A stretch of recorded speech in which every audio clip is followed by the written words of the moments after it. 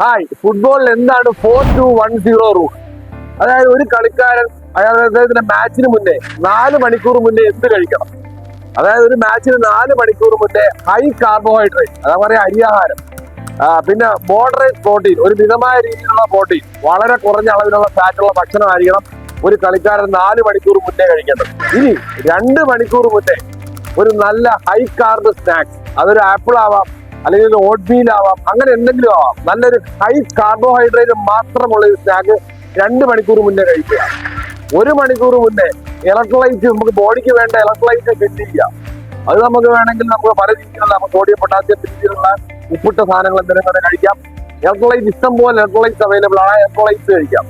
0 എന്ന് വെച്ചാൽ കളിക്ക് മുന്നേ ഒന്നും കഴിക്കാൻ പാടില്ല, കളി തുടങ്ങുന്നതിന് മുന്നേ 0 ആയിരിക്കണം. പിന്നെ ഹാഫ് ടൈമിൽ ചെറിയൊരു സ്നാക്ക് ബാർ കഴിക്കാം. പിന്നെ ഇമ്മീഡിയറ്റ്ലി ആഫ്റ്റർ ദ മാച്ച് 35 മിനിറ്റ്സിന് മുന്നേ കാർബോഹൈഡ്രേറ്റ് റീലോഡ് ചെയ്യുക. ഇതാണ് 4-2-1-0 റൂൾ എന്ന് പറഞ്ഞ ഫുട്ബോളില്.